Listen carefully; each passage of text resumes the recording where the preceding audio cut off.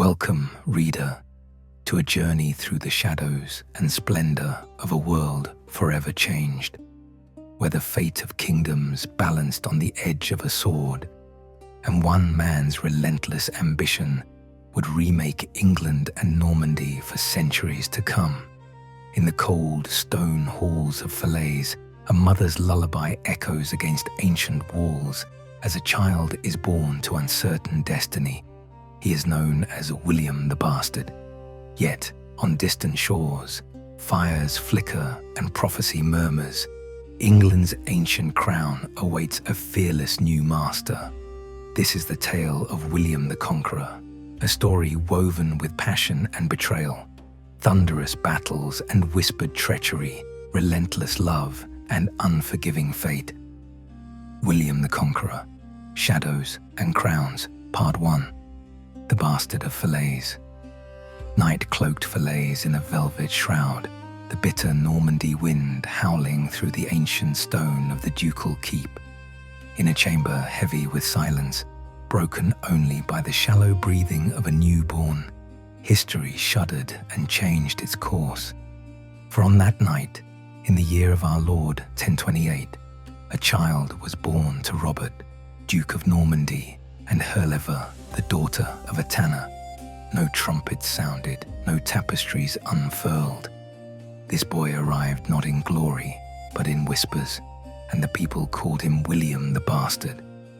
Yet even in his swaddling, William's eyes blazed, clear, calculating, hungry for something beyond the stone walls and gossip of his birth. His father, stern and hawk-eyed, regarded the infant with a mixture of pride and uncertainty, knowing that succession in Normandy was a game played with knives rather than law. Robert acknowledged William publicly, defying custom, igniting jealousy among Norman nobles, who saw only weakness in a child born on the wrong side of a blanket. William's childhood was shadowed by danger. Falaise was a nest of ambition. Murder was common currency. He was just 8 years old when his father, setting out on a pilgrimage to Jerusalem, summoned oaths from his vassals to honor the boy as heir. Robert never returned, rumors of poison and treachery clinging to his name like fog. Suddenly, the bastard was duke, alone in the world, but for the grim loyalty of a handful of knights. The other noble houses circled William like wolves. Assassination attempts followed one after another. Blades beneath cloaks, poisoned fruit, arrows in the dark. William's tutor, Osborne, was brutally murdered, blood staining the cold flagstones beside the young duke's cot. William wept for the man, even as he understood the peril that shaped his every hour. The boy learned swiftly that survival depended upon alliances, bargains, and above all, the clear, unsentimental courage to act. As his body grew strong from riding and swordplay, his mind grew keen in counsel, measuring men not by their words, but by what they concealed.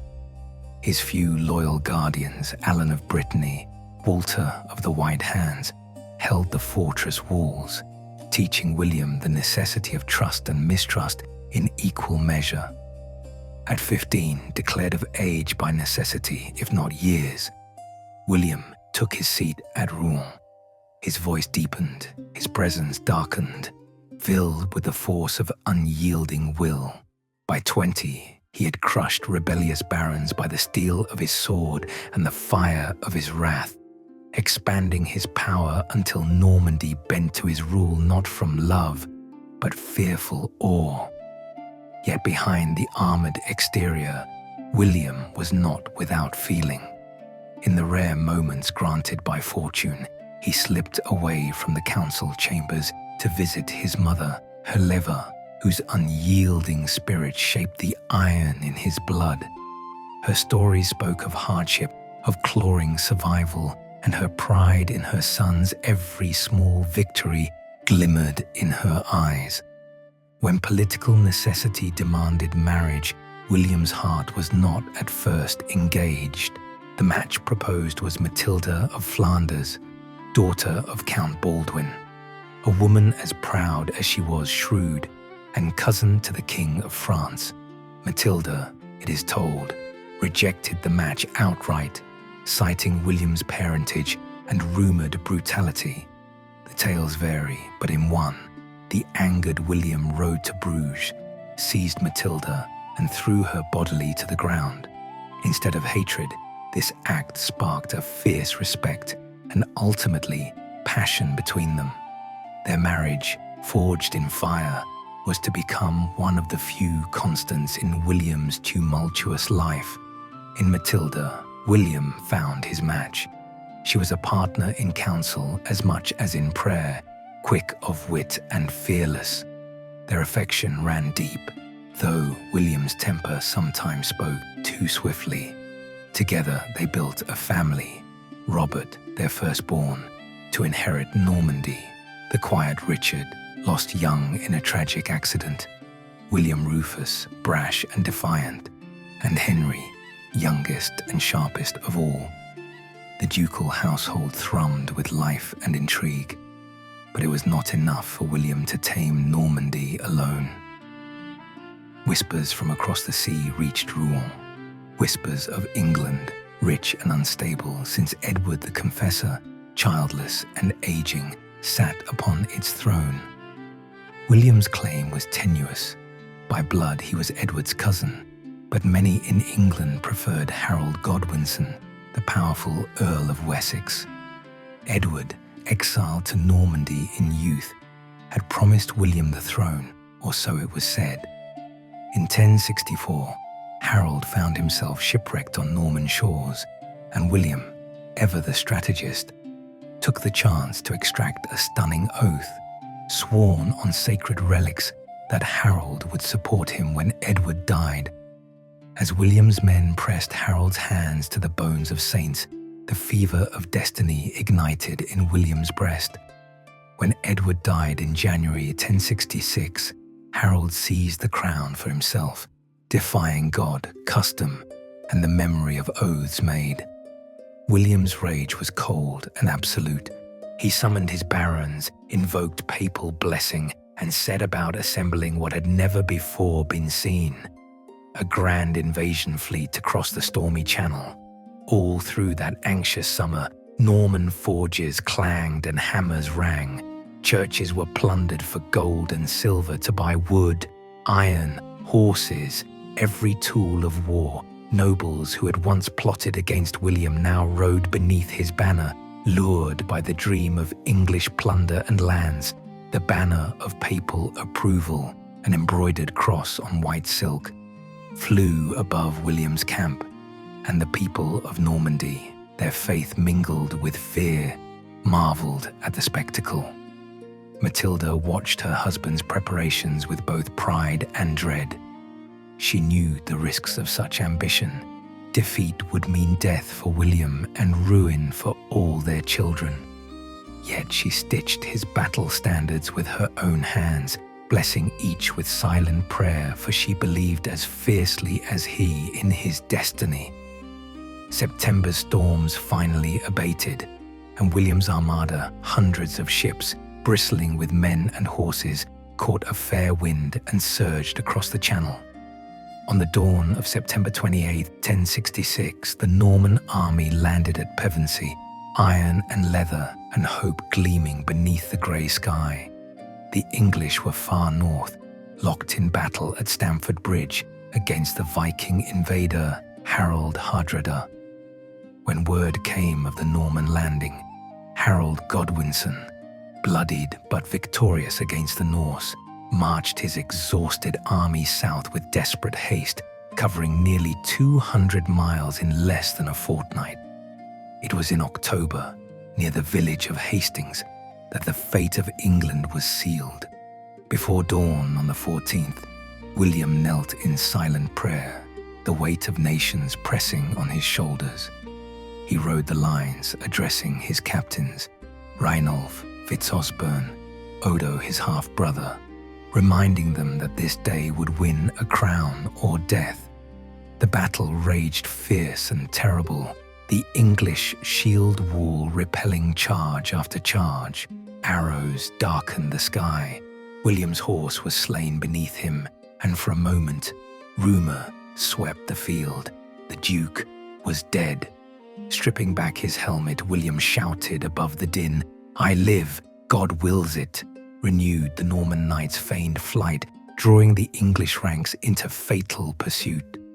As the day waned, an arrow, fired from darkness, perhaps by fate itself, struck Harold through the eye. The Saxon line broke. The Normans pressed the attack until dusk fell scarlet, and all around was silence and death. William set up his standard atop Senlac Hill, the wind rattling his banners as he surveyed the field of slaughter. The crown of England, long denied, lay before him, not as a gift, but as the blood price of destiny. Yet victory brought no peace. William's harsh rule began amid rebellion and fire. In London, he was crowned Christmas Day, 1066, but across the country smouldered defiance. The North rebelled, and William's answer was unflinching. The harrying of the North, an act of devastation seldom matched in history, reducing wide swathes to famine and ruin. From Falais's stony cradle to Westminster's golden throne, William remained the same at heart, a man forged by rejection, betrayal, and the driving need to prove his worth. England was not a land easily tamed, its people stubborn and proud, its old nobility cut down and replaced by Norman lords. William's harsh justice, however, earned grudging respect. At home, William found solace in Matilda's unwavering companionship. Yet not all his loves endured.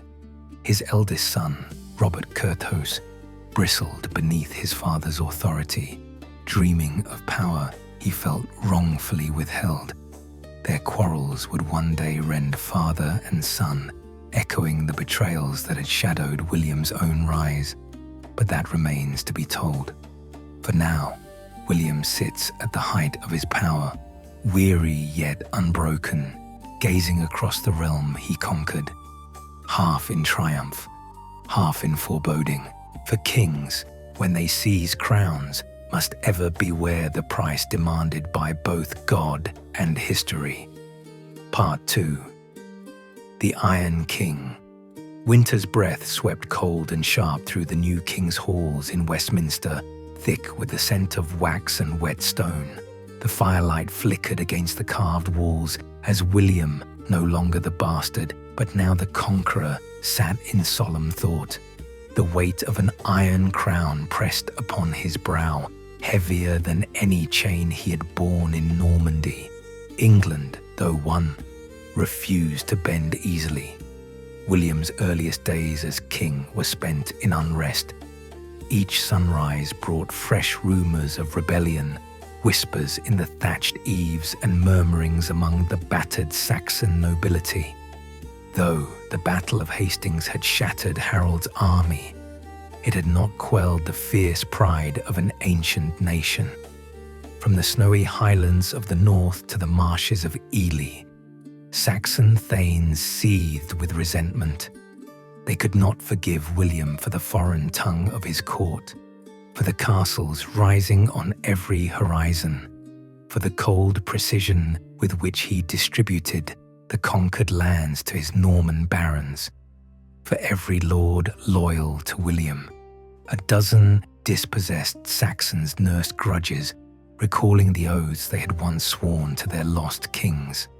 The most dire threat came from the north, where the great house of Godwin stirred with vengeance. To them flocked the disinherited, the desperate and the proud.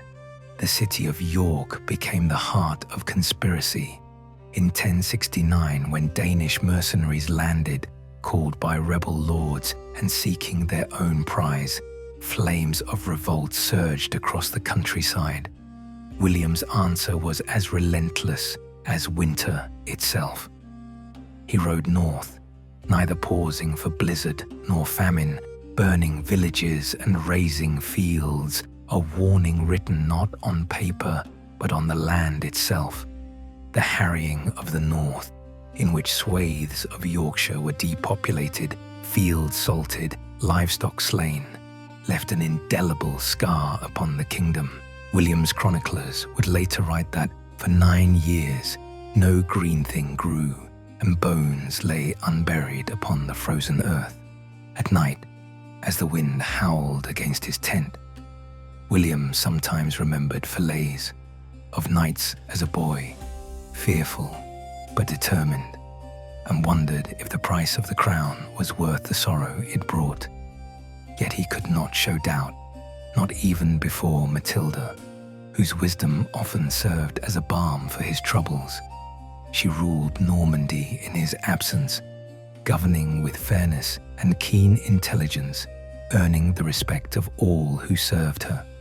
Their letters, though practical in matters of state, carried the warmth of true affection, each word a reminder that William was not alone, even across miles of sea and war. Their children too played their part in the tapestry of rule, though the threads wove tension more than harmony. Robert, the eldest, chafed under his father's authority. Impulsive and ambitious, Robert believed himself ready to govern in his own right, yearning for respect denied by William's stern discipline. William loved Robert, but love alone could not quell the storms roiling between father and son. Their quarrels were loud enough to echo down the corridors of Rouen, where retainers exchanged wary glances and whispered bets. Robert's requests for land were met with William's hard refusals. "You shall inherit when I have done with ruling, not before." William's response was always the same, and Robert's bitterness grew deeper with each passing season. One warm autumn in Normandy, the quarrel came to a head. During a festive gathering, a jest made at Robert's expense inflamed his already wounded pride. Swords were drawn before the night's end. Matilda, heartsore, pleaded for peace, but now the wedge was set. Robert fled into exile, seeking refuge among his father's enemies, plotting for support from the King of France. Regret gnawed at William's heart in those days. He remembered too clearly his own struggles as a boy, striving always for the recognition denied to him by so many. Strife with Robert, the son of his line, wounded him more deeply than any enemy's sword. But duty required steel, and William did not yield. England, meanwhile, demanded never-ending vigilance. The Welsh raided the marches. The Scots, under King Malcolm Canmore, loomed as perpetual threat. William stared into the fire on many sleepless nights, pondering how best to secure the land for those he loved. The answer, as he knew from youth, lay in strength, and in the building of fortresses, both of stone and of law. It was William who ordered the construction of the Great Tower of London, a beacon of authority and an anchor in the heart of his new domain. Around it, Londoners lived in awe and anxiety. Here, Norman rule was severe, but it brought order.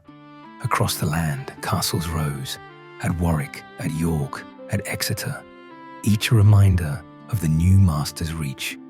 Justice, too, changed. The Doomsday Book, a staggering feat of administrative genius, began at William's command. Every field, every ewe, every ploughman was counted and recorded. A reckoning so thorough that years hence the English would say not a single cow nor acre could escape the king's gaze and grasp. But such achievements did not soften the hearts of William's new subjects. The Saxons still clung to old songs, old memories. In small firelit halls, widows mourned fallen husbands, and children heard tales of Harold and Hereward the Wake, the last Saxon, elusive and unbroken, whose holdouts in the fens William never truly crushed. It was at Ely, amid the mists and reeds, that William faced this last flame of resistance. Hereward, aided by outlaws and monks, raided Norman patrols and vanished among the waterways. William's frustration boiled over.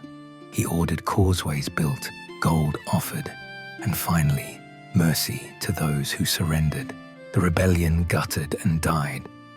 But the legend of the unconquered English spirit survived, a shadow always at William's heels. Not all shadows came from without. In 1072, William crossed into Scotland, driving Malcolm before him. He harried and threatened, imposed fealty, and forced Malcolm to bend the knee. Yet the borderlands would never be peaceful for long. William's greatest comfort in these restless years was Matilda. When he returned from campaign, battered and weary, it was her arms that welcomed him and her voice that soothed his burdens. She understood, as only another ruler could, the lonely price of the crown. They spent hours in candle glow, speaking quietly of their children, of Normandy's fortunes, and of the future that William hoped he would secure for them, one of peace, unity, and honor. But destiny, as ever, remained uncertain. Word came suddenly during a rare moment of laughter at court that Matilda had fallen ill in Caen. William's world, which no attack or army could shake, trembled at the news. He sailed at once, abandoning matters of state, returning to Normandy with desperate haste. At Matilda's sickbed, William knelt and prayed, pressing her hand between his calloused palms. Her breath was shallow, her skin cold. She smiled at his worry, smoothing the wrinkled brow of a man who ruled half of 2 kingdoms, but could not command life or death. Her passing in November 1083 left William desolate, a king clad in iron, but now, for the first time, bereft and unmoored. For days, he could not be moved from her side. "She was my counsel, my comfort, my crown," he is said to have murmured. The ducal court went dark with mourning. The children wept, and the world itself seemed to wither, the warmth of Matilda gone from it forever. Yet duty did not wait for grief. The world pressed closer. Robert returned, still distant, but reconciled reluctantly with his father for Matilda's sake. William saw in his children both the promise and peril of a divided legacy. Robert, William Rufus, and Henry, each ambitious, each shaped by their mother's intelligence, and each, in their own way, a stranger to their father. William hardened anew. The storms of old age did little to diminish his resolve. He crushed the last Saxon risings with cold efficiency, his justice harsh but even-handed. He rewarded loyalty and punished treachery without hesitation, aware that his strength alone bound the fragile tapestry of England and Normandy. He grew heavier and more somber, his temper sharpened by sorrow. The laughter that once rang in the halls was replaced by the clamor of meetings and council.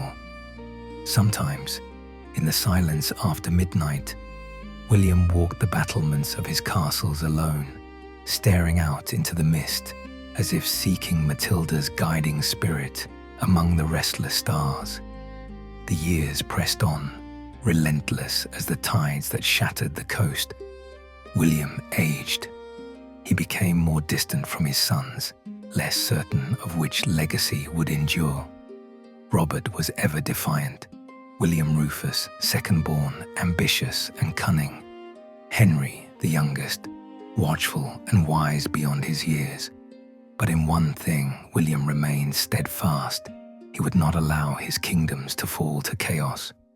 While life beat in his chest, he was the unyielding link between the Norman lords and the Saxon shires, the Iron King holding all with a fist of will and vision. If the cost was terrible, if it meant sorrow, loneliness, and the curse of history's judgment, so be it. William had been forged in fire, and it was in fire that he ruled. Part 3. Fractures of blood and stone. The morning mist lay thick over Rouen as William gazed from a castle window, his reflection merging with the river's pale shimmer. Years had turned his features stern. His frame, once unbowed like the walls he built, now bore the weight fitted to all kings too long at war. The death of Matilda haunted the corridors of his mind.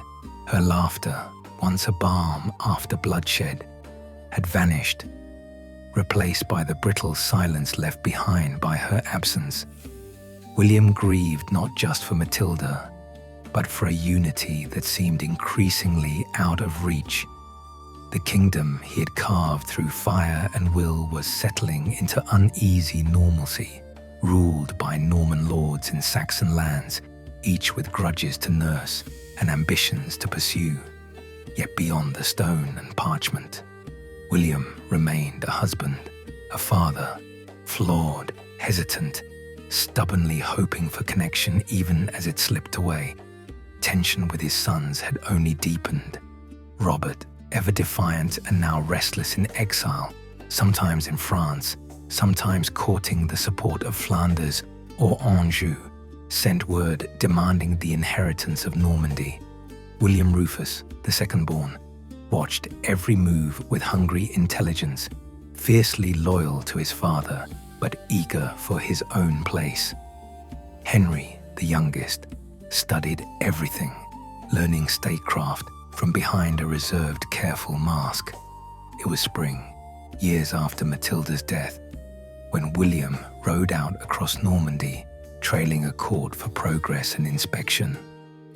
In one border town, word came suddenly that Robert had gathered a force of French mercenaries and, with sly encouragement from King Philip of France, launched a surprise attack on a Norman castle.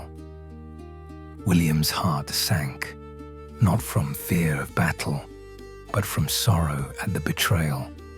It was an echo of his own orphaned youth, of the ambitions and jealousies that had nearly cost him his life. But now, the dagger came not from foes or jealous kinsmen, but from his blood. Rallying his household knights, William rode through the countryside toward the flashpoint. For a week, minor skirmishes flared across river crossings and stone bridges. Brothers fought alongside brothers.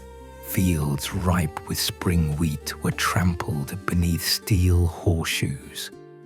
Old wounds, old accusations, Robert's complaints about trust, about his place, rang between sword blows. One fateful morning, amidst the muddy chaos outside Gerberoy, William found himself in the thick of battle, banners fluttering under a grey sky. The fog of war closed about him as the fighting grew savage. Suddenly, a small group of armored horsemen charged him.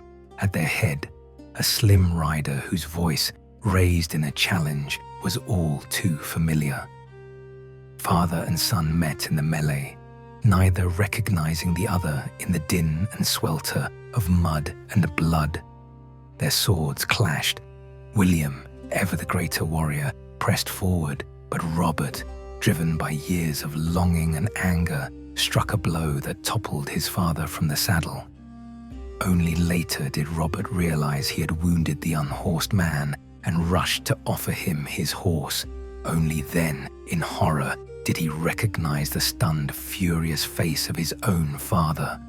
The battlefield grew silent around them at this moment, the drama echoed even by the enemy. William's fury was swift, a king humiliated by his own kin, but behind the rage burned a deeper pain. For hours after he sat silent in his tent, the wound bandaged, dark eyes staring into the past, diplomacy followed, forced by the stalemate and pressure from common allies. Robert was given a portion of Normandy as regency, a concession bitter as wormwood, granted mostly at the advice of William's surviving counsellors and memories of Matilda's almost prophetic warnings. William Rufus and Henry, caught in the crossfire of their siblings' ambitions, watched a kingdom crack across generations. The incident at Gerberoy became legend. Some courtiers whispered that the ghosts of Falaise, The burdens of William's origin haunted him ever after. Rumours ran wild that William's power was waning, that Norman rule would not outlast the man who brought it by force of arms. But William was not yet spent. He returned to England colder and harder than before. He tightened royal law, demanded more of his nobles, and refused to show either sons or Saxon lords any weakness. New castles went up at Dover, at Colchester, at Rochester, a ring of stone to bind the heart of his kingdom in his final years. The world itself was shifting. Across the Channel, King Philip of France schemed endlessly to undercut Norman power, pitting William's sons against each other.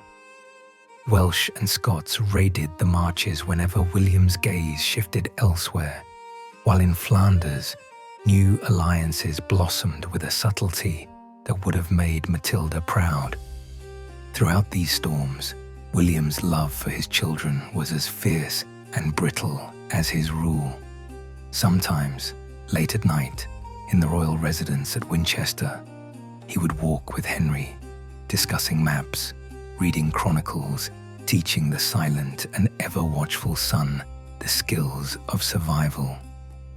William saw in Henry a reflection of himself, not the strength or size, but the calculating patience learned in childhood alleys and shadowed council halls. But even this solace could not mend the fracture among his heirs.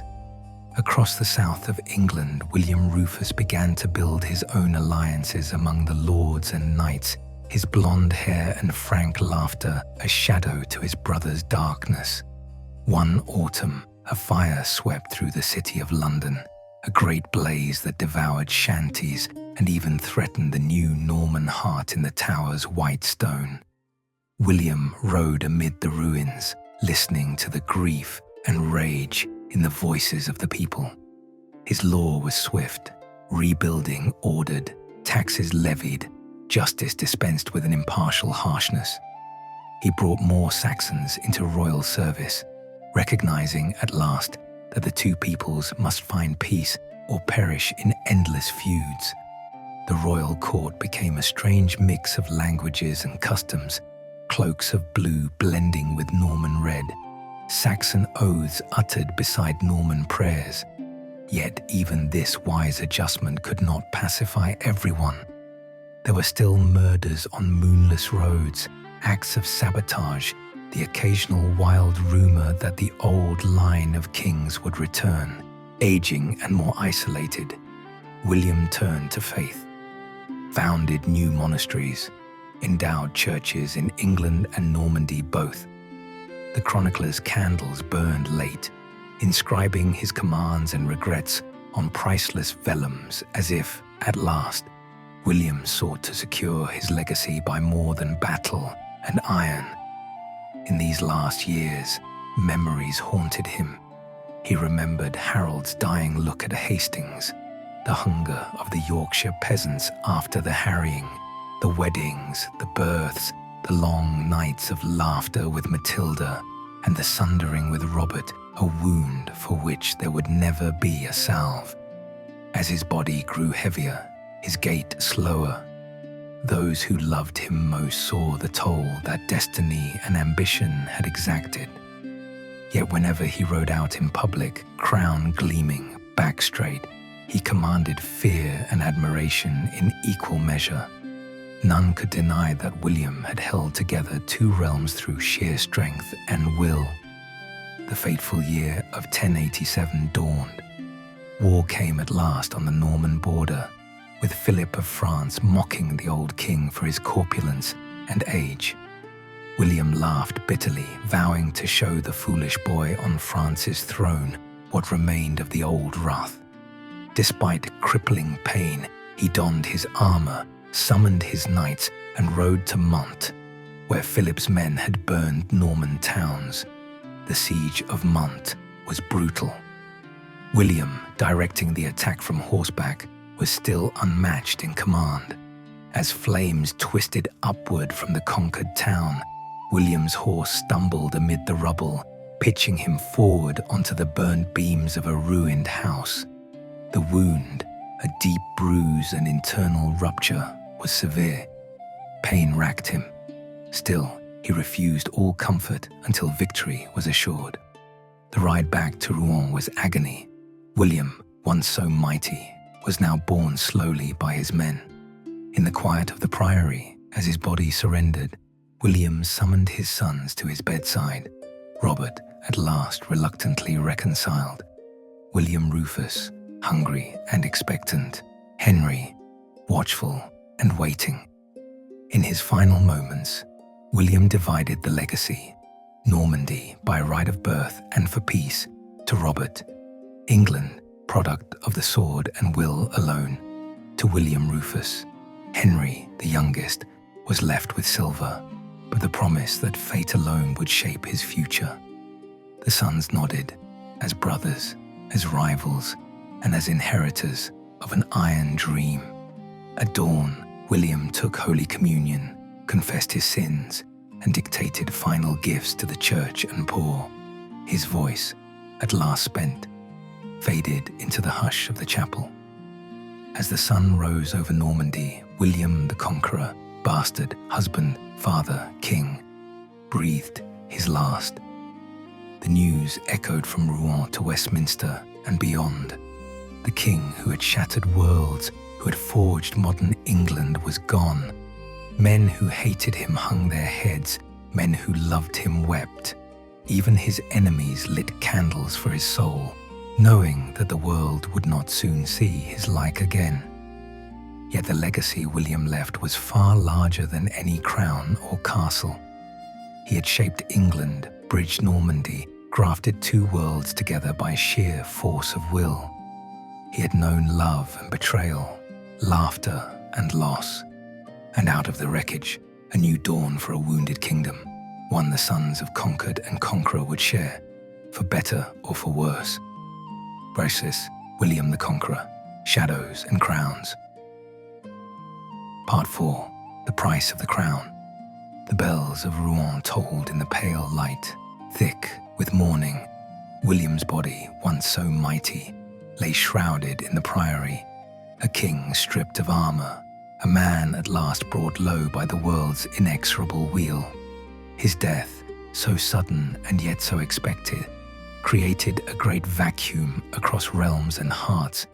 As word spread, chaos flared, the court dissolved, Norman knights and courtiers scrambling for their own fortunes, looting the dead king's chamber, abandoning his body in fearful haste. Even in death, power and ambition outweighed reverence.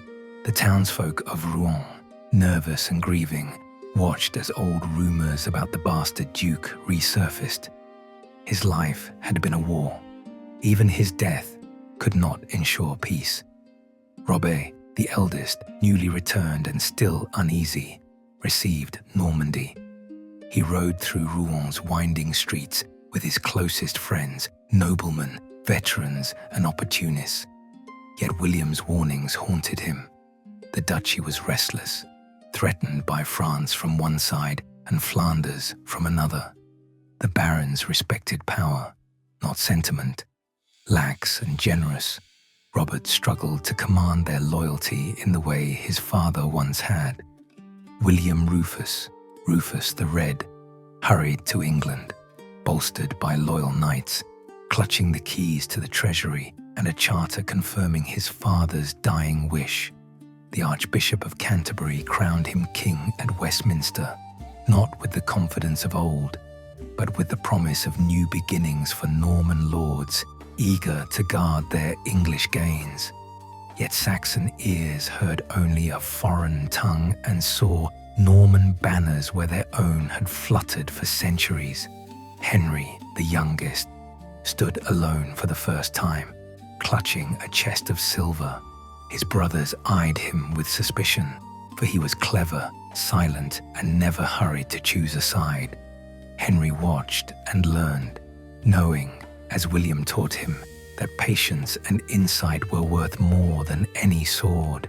In the weeks after William's death, his body found little rest. As they tried to lower his corpse into the chosen tomb at St. Stephen's in Caen, the coffin proved too small. His body, swollen by injury and the indignity of death, would not fit.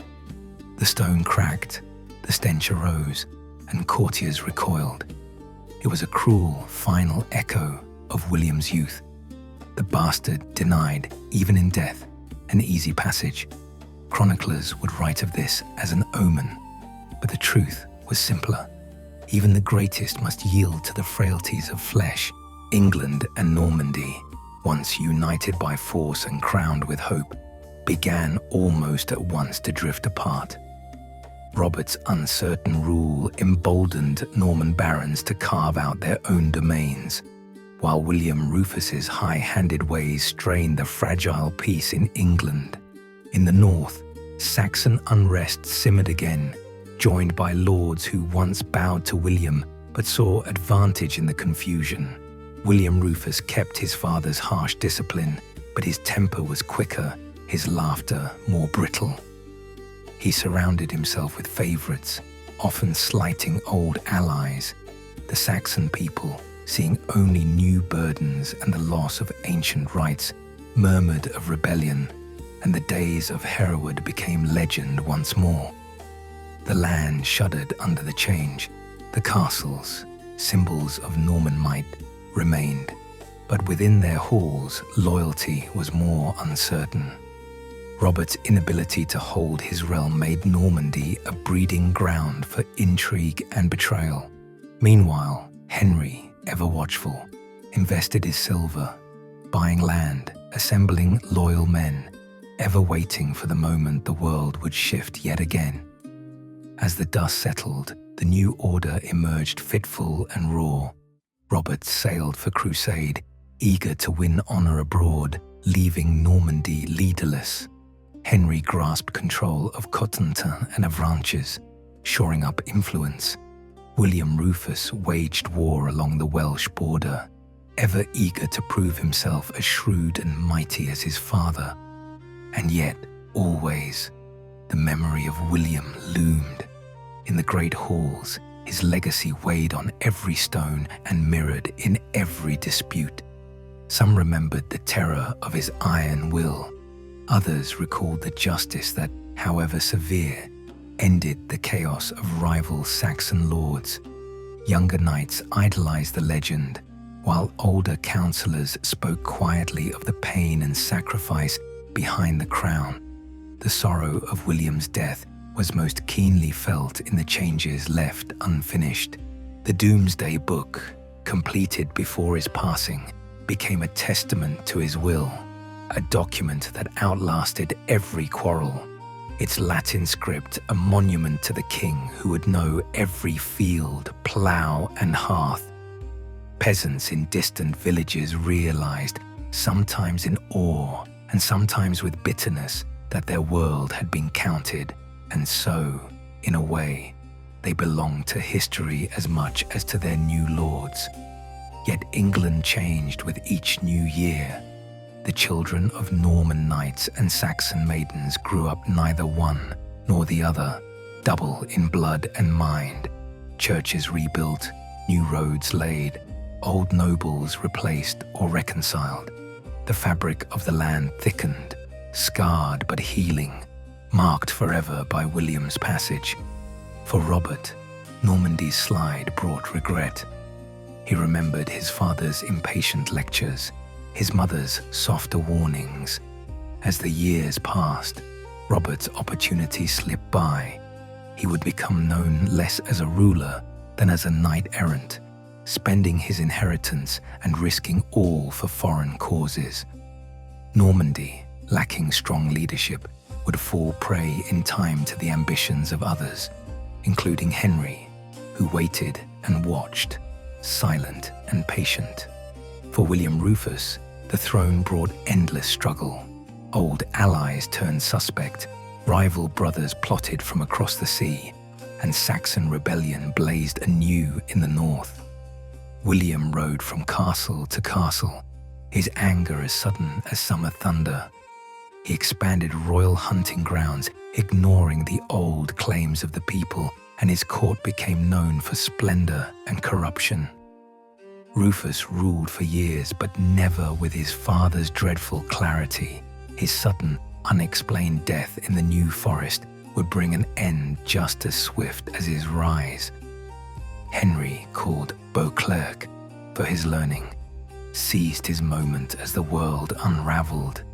He claimed England after Rufus's death and soon invaded Normandy, uniting the two lands again in blood and ambition. But his reign, too, bore the marks of his father's teachings. He ruled with calculation and, like William, saw the world not as it was, but as it must be wrought by iron, law, and will. And so, the endless game continued. Father's lessons echoed in sons across borders and generations, and behind it all, the shadow of William, the bastard who became king, endured in stone and story. Yet perhaps the greatest legacy remained hidden in simple lives, in the farmer's field measured for a king's tax, in the child learning both French and English prayers, in the battered but enduring churches standing in every village. The world William shaped would never again return to what it had been before. A Norman bastard crossed the sea, violent and brilliant, ruthless and wise, at once conqueror and creator. In the old abbey at Caen, at William's cracked and battered tomb, monks remembered him with mixed prayers for mercy, for judgment, for the peace denied him in life. Pilgrims touched the stone, seeking strength or understanding or simply a connection to legend. The abbey stood, like England and Normandy, battered but enduring, marked forever by the ruler who forged a new world at a price that only those who wear a crown can truly understand. Chapter William the Conqueror, Shadows and Crowns. Part 5. The Legacy of Three Sons. The lion's share of history is often written in the fire and shadow of a great king, but the story of William the Conqueror's sons was one of rivalry, longing, and the never-ceasing hunger for recognition. For in the wake of William's death, his three sons, Robert, William Rufus, and Henry, stood at the storm's heart, brothers by blood, rivals by fate, each forever changed and haunted by the destiny of their father. Robert Curthose, the exiled heir, Robert the eldest, known as Curthose for his short legs, inherited Normandy. His youth had been tempestuous.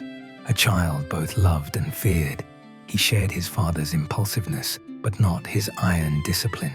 The years of quarrels had left the bond between Robert and William deeply fractured, and the love that might have been was long replaced by pride and bitterness.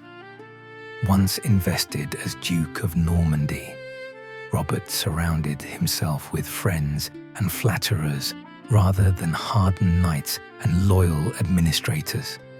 He was generous to a fault, opening his coffers to petitioners and adventurers, eager to be liked in the way his stern father had never been. But mercy without judgment is a weakness. Soon, barons too powerful for their own loyalty began to carve Normandy into private fiefs, testing the limits of Robert's rule. Robert's spirit yearned for adventure. Unlike William, he hungered not for the grind of governance, but for the romance and glory of battle abroad. Within a few years, he mortgaged half his duchy, sold everything he could, and rode east on the First Crusade, his mind ablaze with images of holy war and chivalric salvation. Beneath the banner of Christendom, Robert fought with a valor few could match, gaining admiration from princes and common soldiers alike. Yet, even in glory, the shadow of loss followed him. In Jerusalem, amid dust and honor, Robert won nothing that could return him stability at home. When he came back to Normandy years later, the duchy was beset by debt and faction. The boy who had unhorsed his father at Gerberoi had become a man lost between myth and exile, always on the edge of seizing greatness, never able to keep it. In the end, Robert's tale was tragic, betrayed by those he trusted, defeated by his own brother Henry, and left to languish captive in Cardiff Castle for nearly 3 decades.